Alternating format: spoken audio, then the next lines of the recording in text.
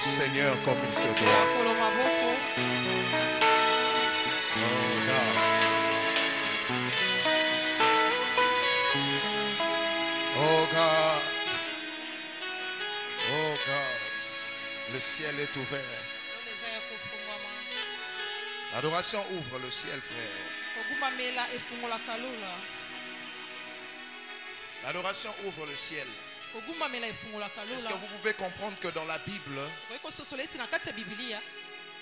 lorsque Saül était menacé par des mauvais esprits, il a fallu un adorateur pour que l'action des démons s'interrompe. Saül est menacé par le mauvais esprit. On ne chasse pas des démons. On cherche un joueur d'harpe. Quand il joue, c'est l'adoration qui monte. Les mouvements des démons sont paralysés. Je parle dans la vie de quelqu'un qui m'entend. J'interdis tout mouvement du diable dans ta vie. Après ton adoration de maintenant, je dis, j'interdis tout mouvement du diable dans ta vie. Le diable vient de rentrer en congé dans ta vie. Je dis, il est rentré dans un congé prolongé dans ta vie. Parce que le ciel vient de s'ouvrir. L'adoration ouvre le ciel. Le prophète Élisée doit prophétiser. Il trouvez-moi un joueur d'armes. Trouvez-moi un adorateur. Parce que l'adorateur me relie avec le ciel. L'adoration déplace le trône de Dieu. C'est comme ça qu'il dit, je cherche les vrais adorateurs. Dieu ne marche pas sans son trône. Parce qu'il est assis sur son trône. La Bible dit, il est assis sur son trône. Donc s'il cherche un adorateur, c'est qu'il vient avec son trône dans la vie de cet homme. J'aimerais te dire, si le trône de Dieu est installé dans ta vie, il n'y a plus de place pour d'autres trônes. Ton amen m'embête, je ne sais pas pourquoi. Mais je suis sur le point de dire à quelqu'un, la pauvreté n'aura plus le trône dans ta vie. Le manque n'aura plus le trône dans ta vie. J'ai dit, le chômage n'aura plus le trône dans ta vie. La stérilité n'aura plus le trône dans ta vie. Parce que l'adorateur marche avec le trône de Dieu. J'ai dit, est-ce que tu peux te déplacer? Est-ce que tu peux te déplacer? Marche, marche, marche dans la salle. Pendant même que tu marches, c'est le trône qui marche avec toi. C'est un acte prophétique. J'aimerais te dire en sortant de ces lieux, partout où tu iras, le trône t'accompagnera. Partout où tu seras, le trône sera. Oh my God. Si je parle à la bonne personne, donne-moi les meilleurs des amens. Donne-moi les meilleurs des amens. Donne-moi les meilleurs des amens. Yes. Dis après moi, le trône m'accompagne. Acclame pour Jésus. Oh, Tantewe. Mets-toi.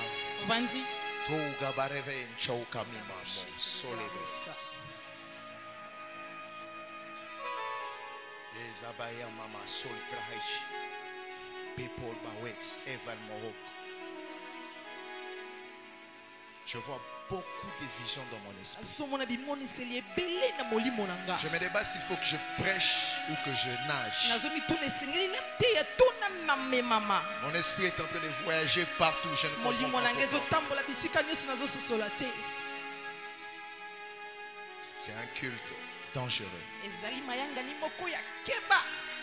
Je t'informe que tu seras béni en sortant de ça. Dis merci Jésus. Dis encore merci Jésus. Genèse 14. Genèse 14. Oh, merci Seigneur. Nous sommes en direct. Que Dieu bénisse tous nos amis qui nous suivent en direct. Que la grâce de Dieu vous soit accordée dans vos demeures. La même onction qui coule ici coule aussi dans vos chambres, dans vos maisons, dans vos salons, dans l'endroit même où vous êtes.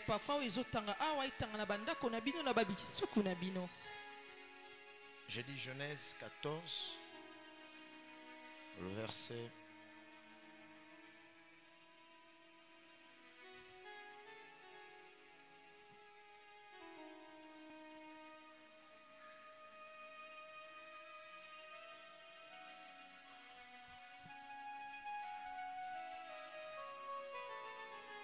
16 par exemple.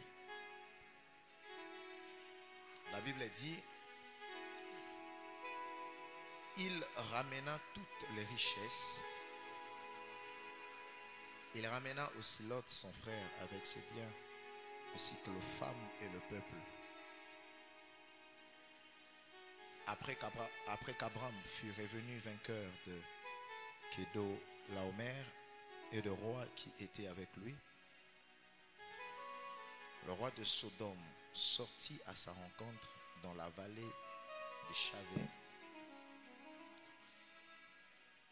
qui est la vallée de roi en fait. C'est la vallée de Chavé, c'est la vallée de roi. Abraham se retrouve dans la vallée de roi.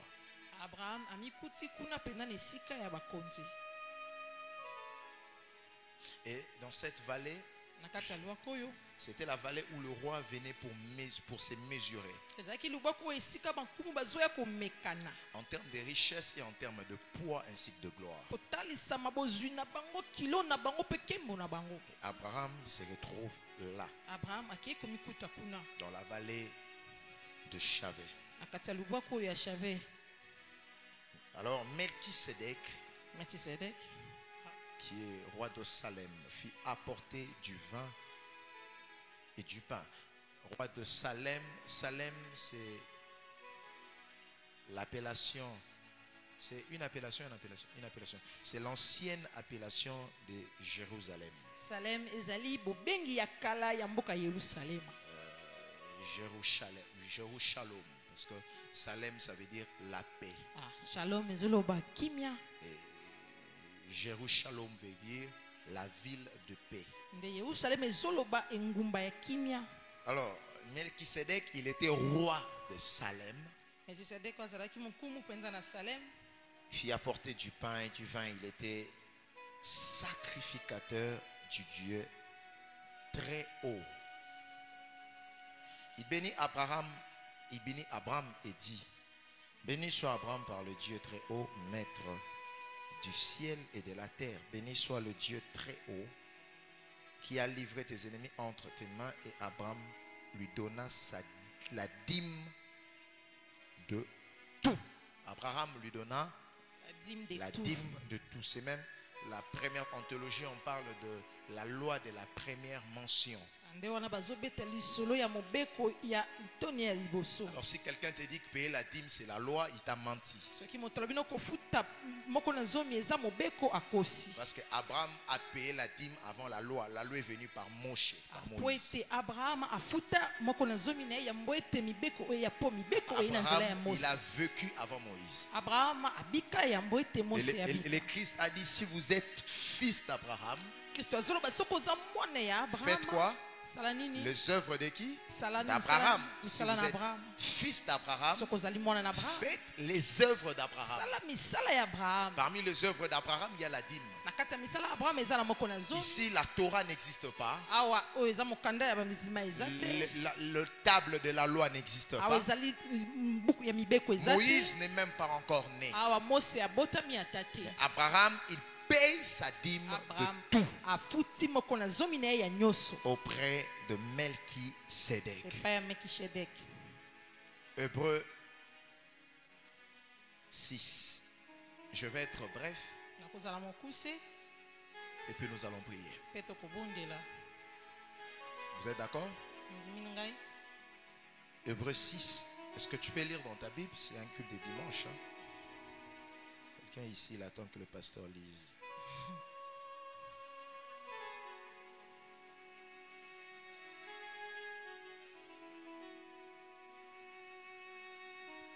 Hébreux 6, le verset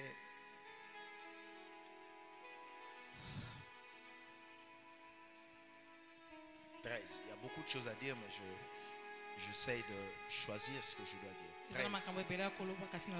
Lorsque Dieu fit la promesse à Abraham, nous pouvons jurer par un plus grand que lui, il jura par lui-même. Dieu voulait jurer. Il a cherché quelqu'un qui est au-dessus de lui. Rappelez-vous quand je parlais de la généalogie. J'ai expliqué qu'après Dieu, il n'y a rien. Parce que les vides, c'est même quelque chose. Donc après Dieu, il n'y a même pas de vide, il n'y a rien. C'est comme ça que Melchisedec a même béni Abraham au nom du Dieu très haut. Il n'est pas un Dieu haut, mais il est un Dieu très haut.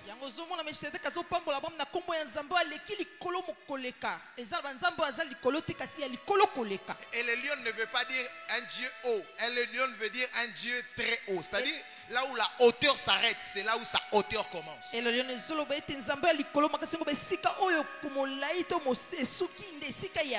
où la hauteur se clôture, c'est là où sa hauteur commence. Et ici la Bible dit, il voulait bénir Abraham, il a cherché qui est plus grand que lui, il n'a trouvé personne. Alors il jura par lui-même et dit, certainement je te bénirai et je multiplierai ta postérité. Est-ce que vous comprenez que cette portion des Écritures vous concerne? Parce que la Bible dit qu'en Christ nous devenons postérité d'Abraham. Les promesses que nous recevons d'Abraham, vous devez savoir que le Seigneur a juré et par son propre nom. Il n'a pas juré, il a cherché un nom qui était au-dessus de son nom. Une personne qui valait plus que lui. Il ne l'a pas trouvé. Il jure de par lui-même. Et il dit que je te bénirai et je multiplierai ta postérité. Ma prière est que la multiplication s'attache à quelqu'un maintenant. Je ne sais pas si tu attends que je te donne quoi, que je te dise quoi pour que tu dises amen. Je dis que la multiplication te suit. Peu importe ce que tu commenceras. Deutéronome dit, lorsque tu verras se multiplier ton gros et ton petit bétail. Dieu ne fonctionne pas dans l'addition, Dieu fonctionne dans la multiplication. J'aimerais prophétiser sur tes mains avant de commencer. Si tu me montres tes mains, je prophétise sur tes mains. Je déclare au nom de Jésus, tout ce que tes mains toucheront, tout ce que tes mains toucheront, tout ce que tes mains commenceront, il y a l'onction de la multiplication. Tu commenceras à 1, tu n'iras pas à 2, tu vas multiplier jusqu'à 10. Je t'annonce avant la fin de cette année que tes entreprises se multiplient, que ton salaire se multiplie, que tes entrées se multiplient, que ton business se multiplie. Je dis que ton business se multiplie. Si tu avais une seule maison, et maintenant 3 maisons. Si tu avais 3 maisons, et maintenant 10 maisons. Si tu étais locataire, commence à acheter des parcelles. Si tu avais déjà une parcelle, achète une autre parcelle. Si tu avais une voiture, achète des voitures. Si tu avais un visa, reçois plusieurs visas. Je déclare la multiplication. Donc tout ce que tu feras, la multiplication. Si tu avais un champ, si tu avais une ferme, tu ne comprendras pas ce que je parle maintenant. Localise tout ce que tu fais. Je parle comme prophète. Que la multiplication s'attache à toi. Amen. Lorsque la multiplication s'attache à nous, on ne fonctionne plus au pas des tortues. Je t'annonce que tu feras des grands pas. Je dis tu feras des grands pas. Et ça onction multiplication. Est-ce que nous avons la mutu moko? Yambango na komo na Yesu. Soit au nom de Jésus. Alléluia. Est-ce que tu es prêt pour ces choses? Est-ce que tu es prêt pour ces choses? Et c'est ainsi qu'Abraham, ayant persévéré, obtint l'effet de la promesse.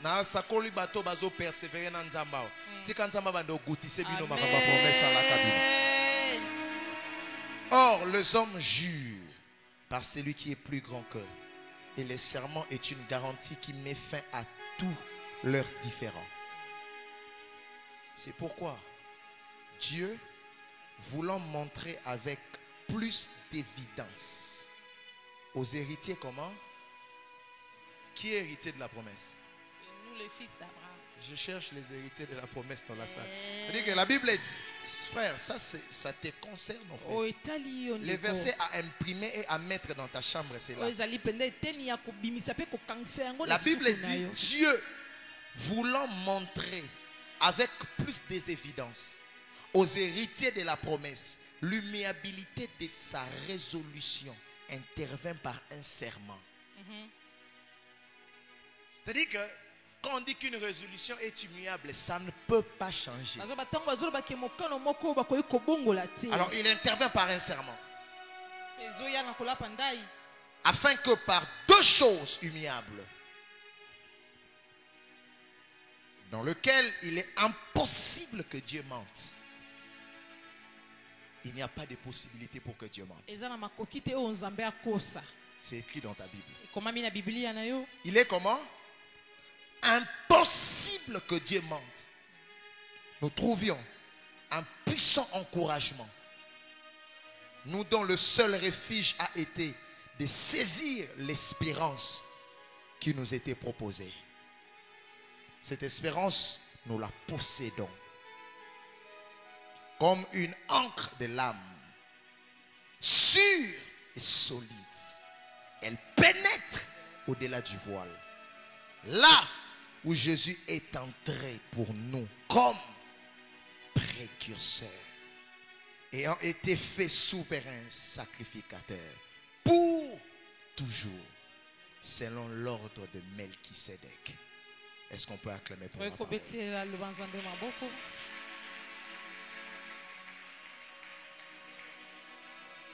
Wow. Le sacrificateur sur son trône. Aujourd'hui, je parle d'un message très complexe. Je vous promets de revenir dessus. Que Dieu nous prête vie et qu'il nous donne encore assez de temps pour en parler. Aujourd'hui, je parle de l'ordre de Melchisédek. J'explique c'est quoi l'ordre de Melchisédek. Pourquoi l'ordre de Melchisédek? C'est quoi son sens en fait dans la Bible? Plusieurs, lorsqu'on parle de l'ordre de Melchisédek, dans leur tête, c'est l'occultisme. C'est la sorcellerie. Pourtant, dans la Bible, il est écrit en fait en français, le Christ est le souverain sacrificateur selon l'ordre de Melchisédek.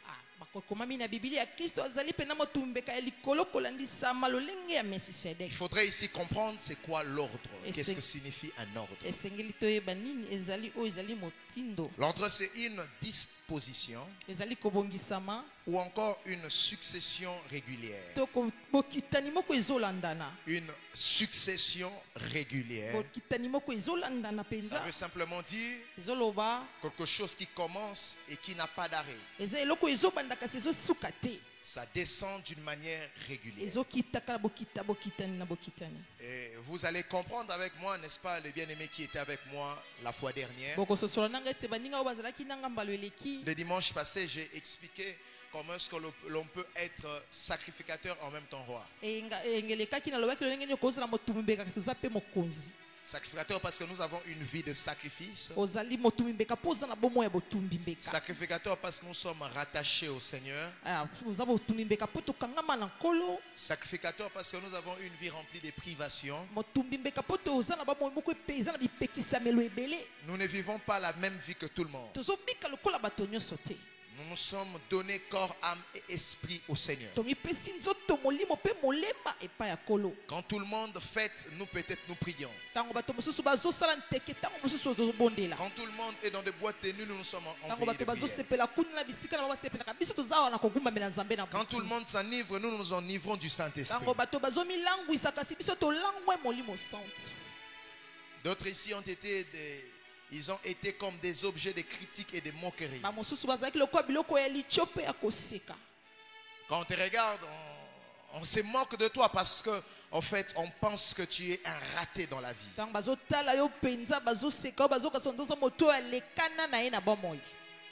Et j'ai expliqué que dans l'ancienne alliance, il était logiquement impossible qu'il y ait un sacrificateur en même temps roi. Tu es sacrificateur, tu ne porteras pas des insignes de la majesté. Tu n'as pas de couronnement de gloire. Toi, tu portes en fait le couronnement des épines. Parce que toute ta vie, tu es au service. On ne sait pas te donner éloge et honneur. On ne sait pas te donner hommage parce qu'on te voit simplement comme celui qui entre pour offrir devant l'autel du Seigneur. De l'autre côté, il y a l'onction de roi, il y a l'onction royale. Et ils reçoivent le trône, ils reçoivent la couronne, ils reçoivent les hommages.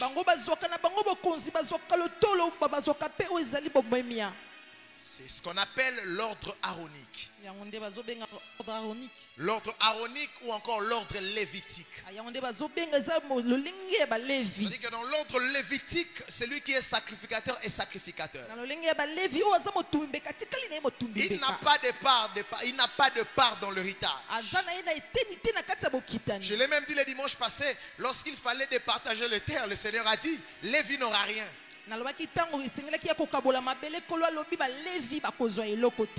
Gad à sa part, Nephtali à sa part, Azer à sa part, Judas à sa part, Benjamin à sa part, Simeon à sa part, Ruben à sa part. Mais Lévi, il n'aura rien. Ça se fait une tragédie. Servir au Dieu et mourir comme l'on sert simplement. Alors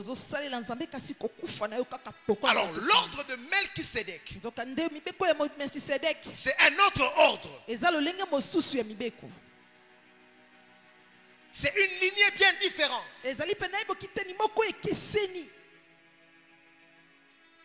Parce que même dans la règle, il y a toujours des exceptions.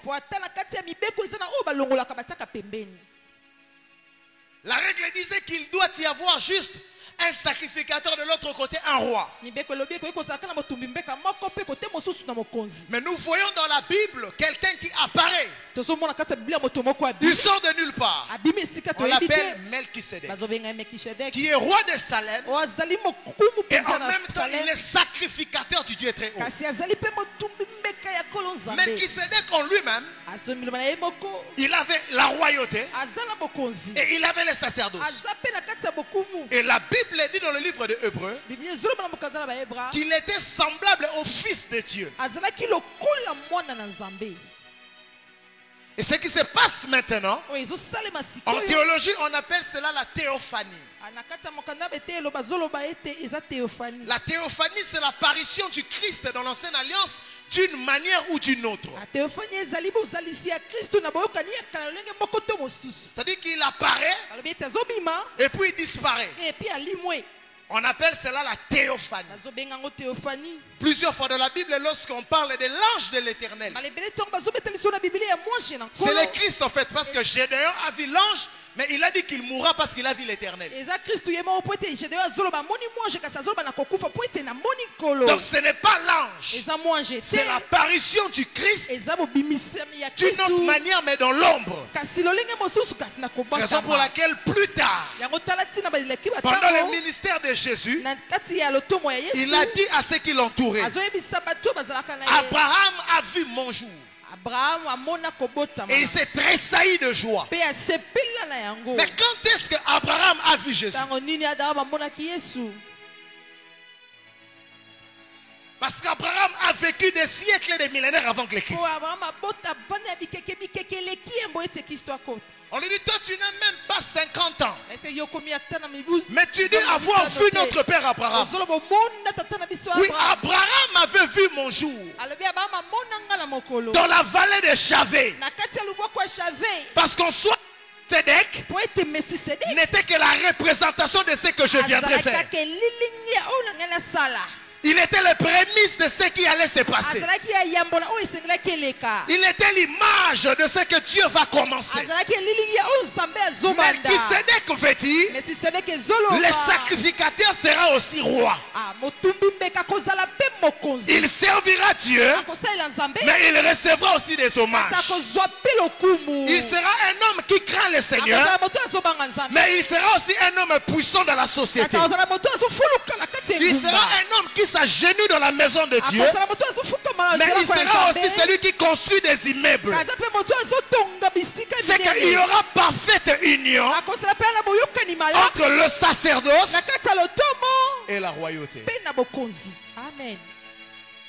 Alléluia. Amen. Quelqu'un me comprend? Amen. Ici vous comprenez. Jésus est venu comme le sacrificateur. Mais on l'a aussi appelé le fils de David. Parce qu'il n'était pas seulement sacrificateur. Il était aussi roi. Alors l'ordre de Melchisedec veut dire une succession régulière des personnes qui seront rois et en même temps sacrificateur. Je dis une succession comment? Régulière. Ça ne s'arrête pas qu'avec le Christ. Lui est souverain sacrificateur. En dessous des souverains sacrificateurs, il y a des sacrificateurs. C'est comme ça Apocalypse dit, il a fait un royaume de sacrificateurs. Il a d'abord racheté pour Dieu les hommes de toutes tribus, de toute race, de toute langue. Il n'a pas racheté à Dieu les Lévites, mais toutes tribus, y compris les Basakata, y compris les Baluba, y compris les Baswahili. Il les a tous rachetés. Et il a fait d'eux un royaume des sacrificateurs. Si l'ordre aronique imposait à ce qu'un homme soit lévite avant d'être sacrificateur, dans l'ordre de Melchisedec, l'homme n'est pas obligé d'être un lévite. Parce que dans l'ordre de Melchisedec, c'est le souverain sacrificateur qui a élu les gens de toute race, de toute tribu et de toute langue. C'est ici que vous comprenez que vous pouvez rentrer dans la présence de Dieu sans être israélite. Parce qu'à la mort, à la croix, les rideaux du temple s'est déchiré. Afin que l'accès devienne libre. Maintenant, écoute ceci.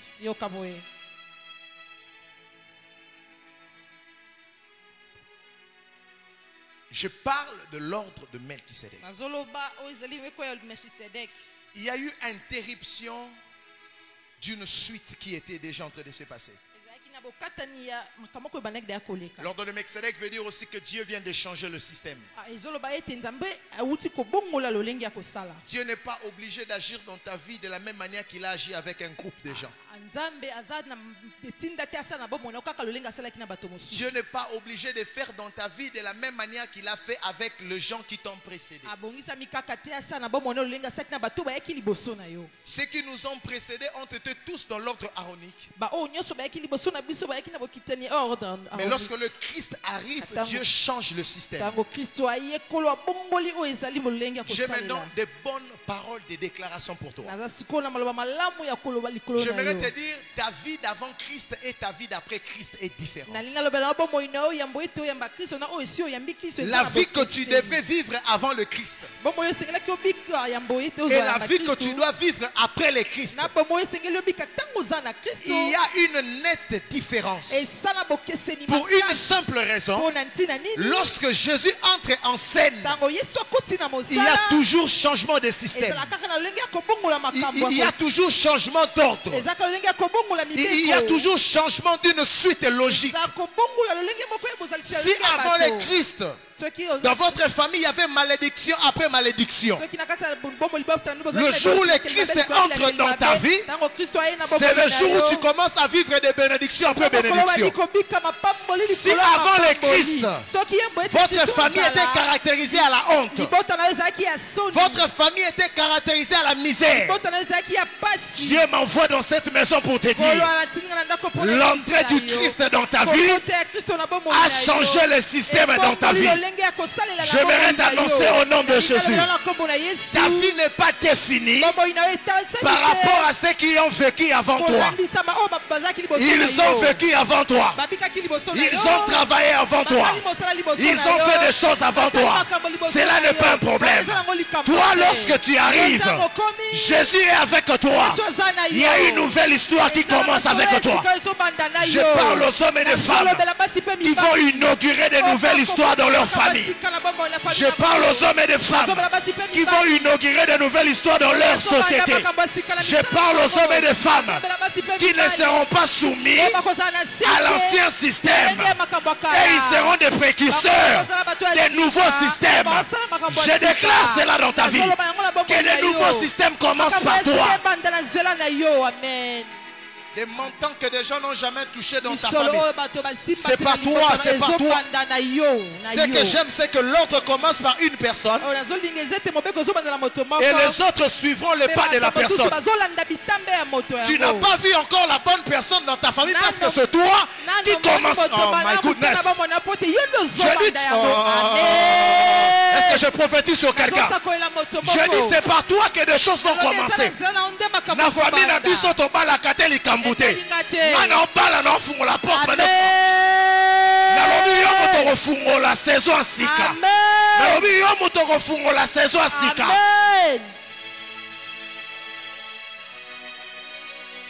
Est-ce que tu peux me dire amen? Amen. Peu importe la durée de l'ordre aronique. La durée de l'ordre aronique ne veut rien dire. Si Dieu veut changer de l'ordre, il n'a pas besoin du temps que l'autre ordre a fait. Ne me parlez pas des années de la malédiction de votre famille. Ne me parlez pas de votre... Parce que peu importe la durée de l'ordre, si Dieu veut changer un système, il appelle le Christ, il le fait entrer en scène et le système change. Ce n'est pas pour rien que tu as donné ta vie au Seigneur. Ce n'est pas pour rien que tu pries chaque jour. Ce n'est pas pour rien que Jésus vit en toi. Il vit en toi afin que ta vie soit différente. J'aimerais te dire, hein, Pierre, tu es différent de Lévi. J'aimerais dire à Paul, tu es différent de Moïse. J'aimerais dire à quelqu'un, tu es différent de ceux qui t'ont précédé.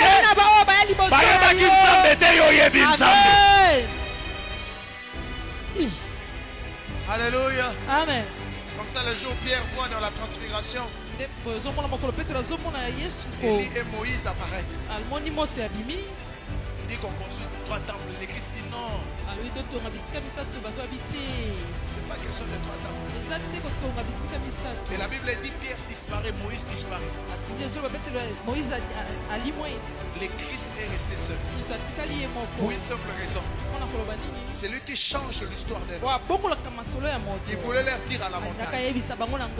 Puis Élie et Moïse n'ont pas pu.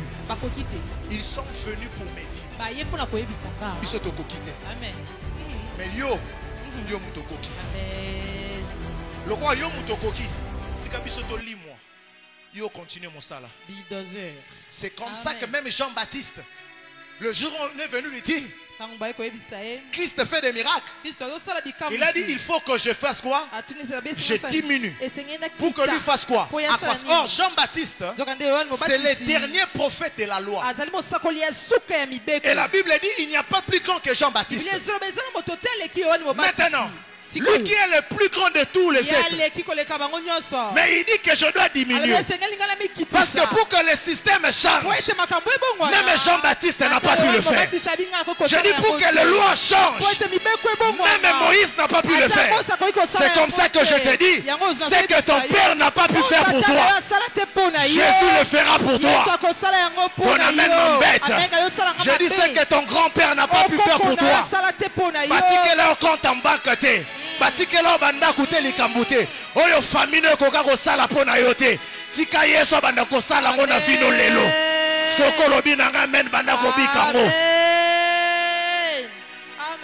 Je dis, ils vont commencer à disparaître l'un après l'autre. Parce que le travail dans ta vie, c'est Jésus qui doit le faire. Alléluia. Amen. Est-ce que quelqu'un m'entend? Écoutez-moi. Et puis nous allons prier. L'ordre de Melchisédek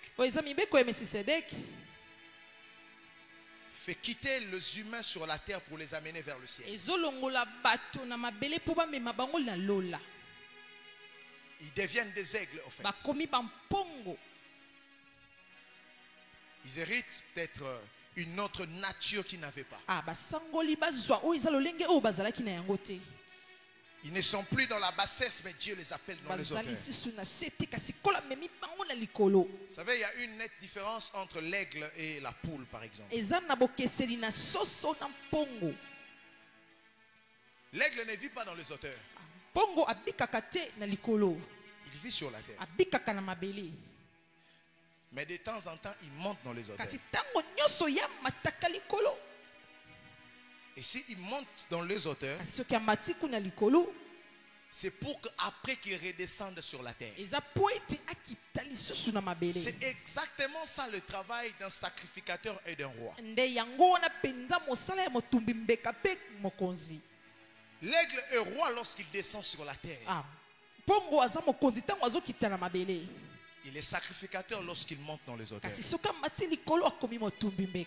Les hauteurs qui est l'image de la prière. Les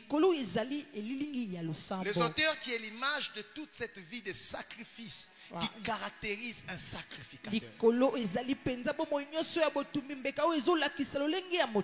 La fois dernière, j'étais en train de dire ici qu'un sacrificateur ne mange pas comme tout le monde. Il ne dort pas comme tout le monde. Il ne parle pas comme tout le monde. Il ne prie pas comme tout le monde. Parce qu'il est conscient qu'il n'est pas une poule. Les poules sont sur la terre.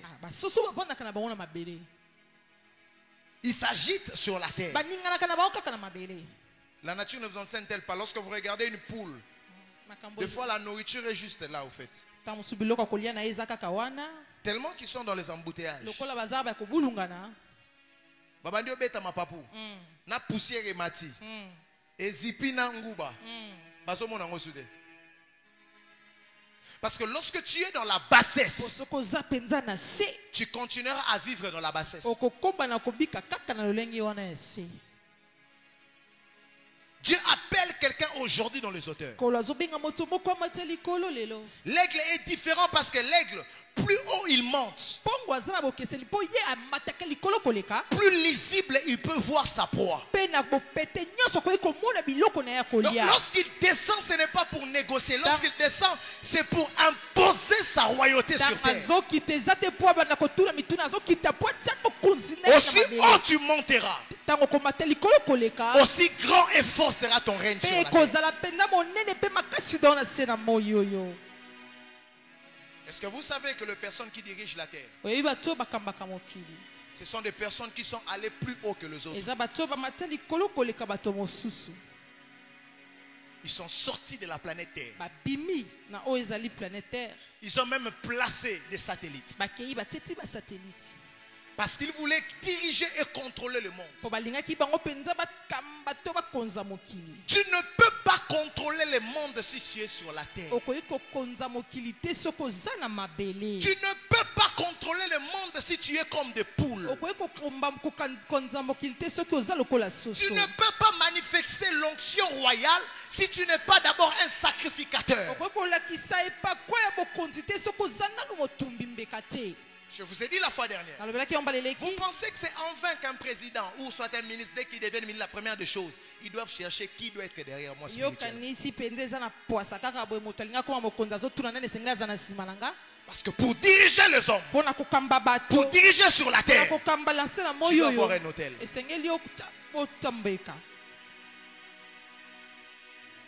Ici, j'aimerais dire à quelqu'un, multiplie tes heures de prière.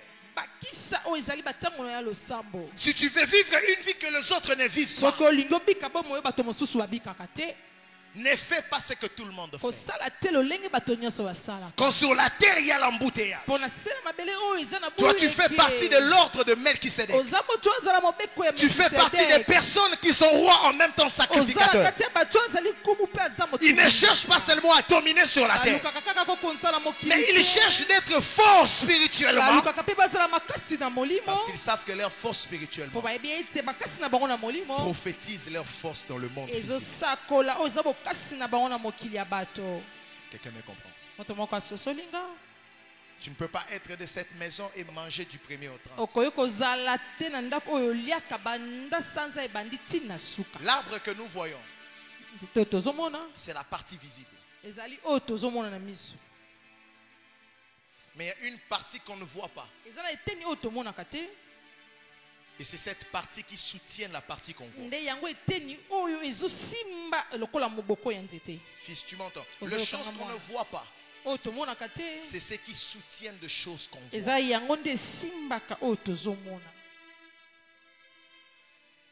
La sacrificature, c'est ta partie cachée. Raison pour laquelle il ne faut jamais négliger ta vie de prière. Ne néglige jamais ta vie de donner des offrandes. Ne néglige jamais ta vie de jeûne. Parce que la force d'un arbre, ce n'est pas dans la beauté des fruits, mais la force d'un arbre, c'est dans les racines.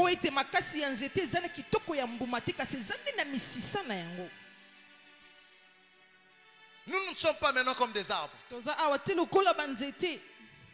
Parce que les arbres, les racines, c'est sous la terre. Mais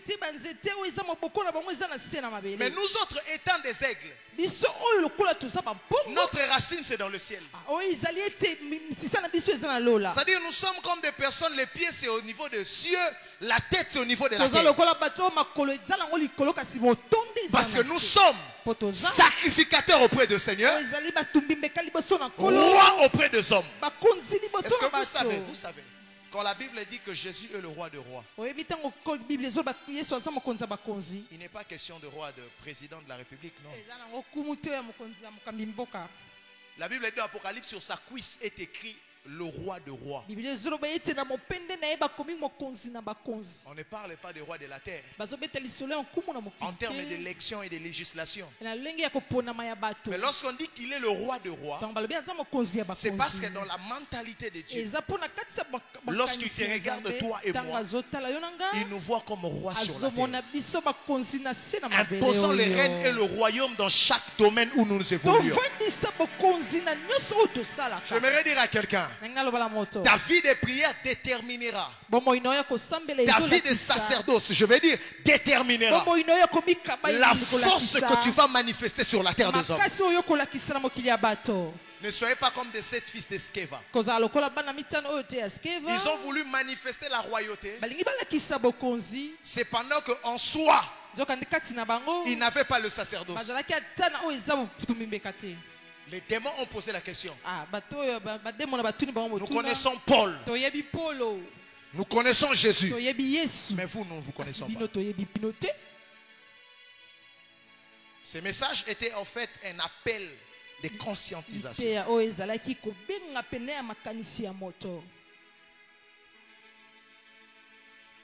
Pour des hommes et des femmes qui désirent régner sur la terre.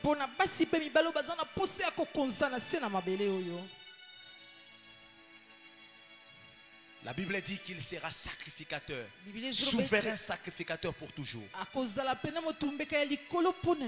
S'il sera souverain sacrificateur pour toujours, c'est qu'il y aura aussi des sacrificateurs pour toujours. Il n'y a pas de sacrificateur sans sacrifice.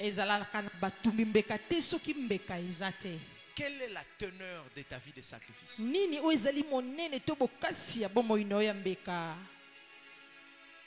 Avant de vouloir imposer les choses auprès de toi,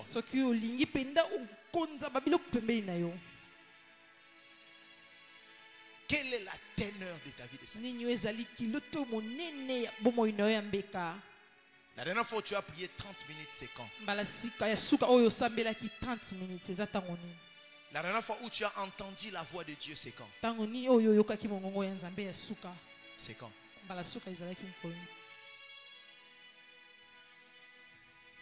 La dernière fois où tu t'es senti que tu es très près du Seigneur, c'est quand?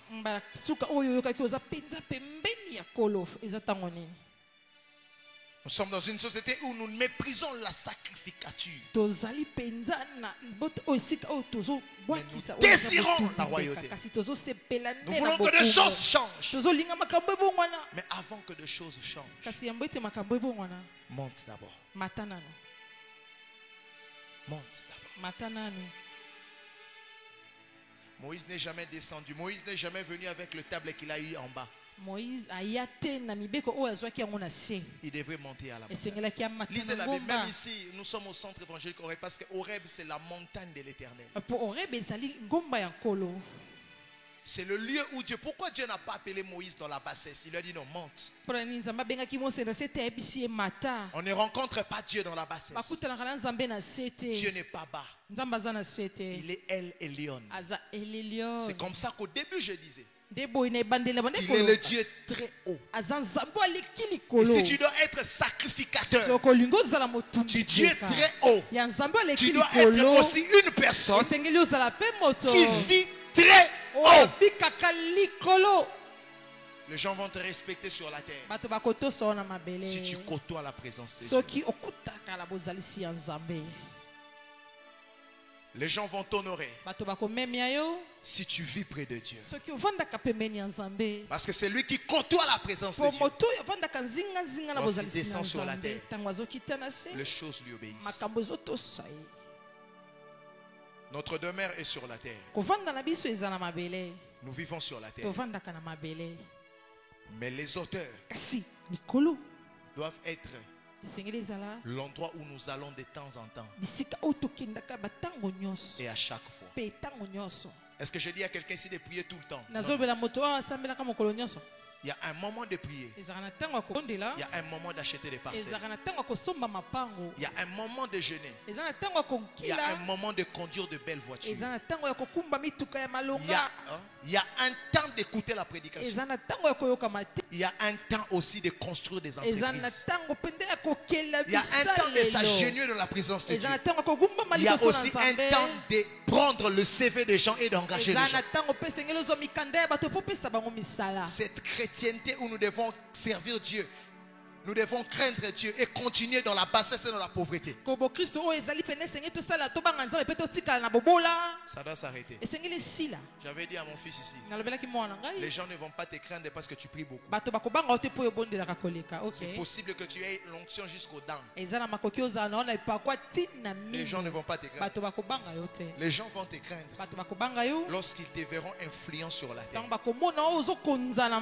C'est comme ça que je te parle, toi qui m'entends. commence à influencer dans tous les domaines. Je dis commence à influencer partout où tu vas. Je ne parle pas des influenceurs de TikTok et d'Instagram. Je ne te demande pas d'aller influencer sur les réseaux sociaux. Influence dans la vraie vie.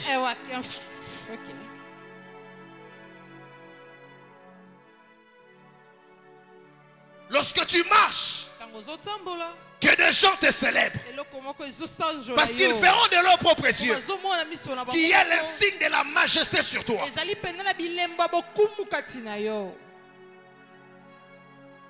Dieu va rattacher l'honneur de ton nom. Partout où on citera ton nom, les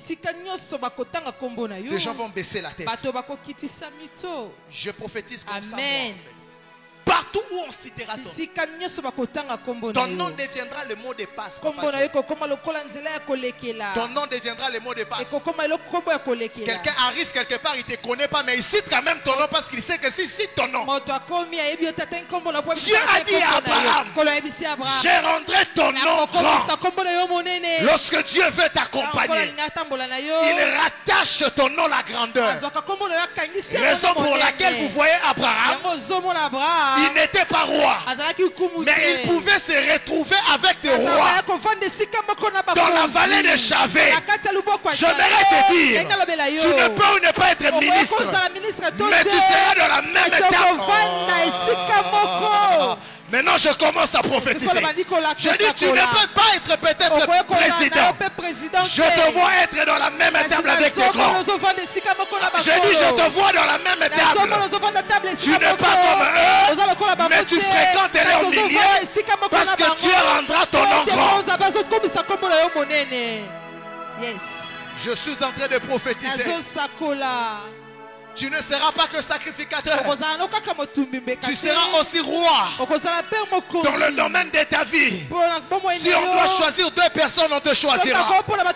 Si on doit choisir 10 personnes, on te choisira. Si on doit choisir une seule personne, on te choisira. Amen. Amen. Si tu es ici, détecte pendant que je parle le domaine dans quoi tu émerges. Moi, c'est le ministère. Je veux être roi dans le ministère. C'est ce que tu vas dire à Dieu. Détecte le domaine. Si c'est les affaires, il est possible de régner sur la terre. C'est ça l'ordre de Melchisedec. Il ne sera pas que sacrificateur, il sera aussi roi. Qui t'a dit que tu gênes en vain? Qui t'a dit que tu viens passer du temps pendant que tu viens ici? Qui t'a informé ces choses? Qui vous a dit que vous chantez pour faire plaisir aux gens? C'est la sacrificature. Ne négligez jamais de le faire. Un jour vous allez régner quelque part parce que vous servez dans la maison de Dieu. Je parle aux hommes et des femmes qui servent Dieu dans cette église. Même si tu arranges des chaises, fais-le bien, c'est le sacerdoce. Il n'y a pas de royauté sans service. Jésus est devenu roi après le service. Il est entré dans le tabernacle céleste comme sacrificateur. Et quand il entre, il reçoit la paix. Viens, assis-toi à ma droite. Jusqu'à ce que je fasse de tes ennemis ton marche. Un jour j'ai dit à Dieu, je parlais, c'était à vous, Papa Joe, c'était à qui? C'était à vous que je parlais des CV. Je vous ai dit, Dieu m'a dit que tu ne peux pas travailler. C'était ton CV, le CV de qui? J'ai prié pour leur CV. Ce sont des hommes de Dieu. Je vous ai dit, je vous envie. Parce que moi, je ne sais plus comment faire des CV. Je ne sais pas comment on fait des demandes d'emploi. Avec toutes l'humilité que je peux avoir, avec l'audience que Dieu m'a donnée, je peux travailler dans des meilleurs postes de cette ville. Je le dis avec toute l'humilité que j'ai. Je me connais avec des gens comme vous n'avez. Mais je ne peux pas en faire. Parce que ma vie est rattachée au sacerdoce. Je sers Dieu. Et Dieu prend soin de moi. Comment je vis, je ne sais pas. Dieu prend soin de moi. Je touche l'argent plus que même ceux qui sont des salariés. Je ne scroque personne. Je ne demande jamais de l'argent à un homme. Je suis à l'église et devant la chair du Seigneur. Je ne demande jamais de l'argent à un humain. Jamais. Mais comment je vis?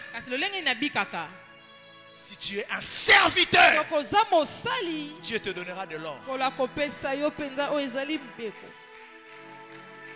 Je dis Dieu te donnera de l'or. Je t'en supplie. Ne néglige jamais tes prières de minuit.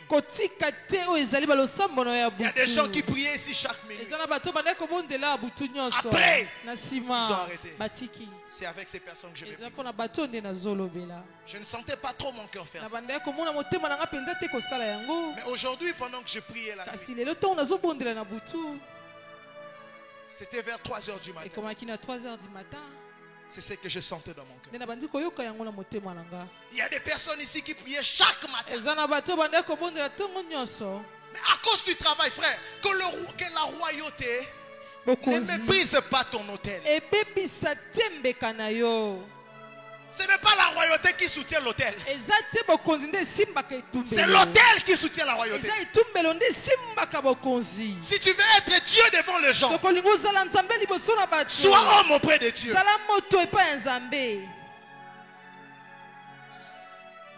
Moïse était homme auprès de Dieu. Mais lorsqu'il quitte Dieu, Dieu lui dit: je te ferai Dieu devant Pharaon.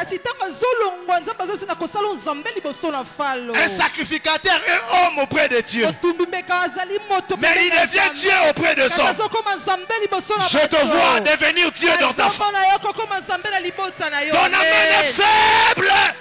Sors-moi ton âme, tu commandes. Amen. J'ai dit, je te vois Dieu dans ta société. Tu arriveras, des gens seront pressés à te servir. Quelque chose change dans ta vie. Côtoie plus la présence de Dieu.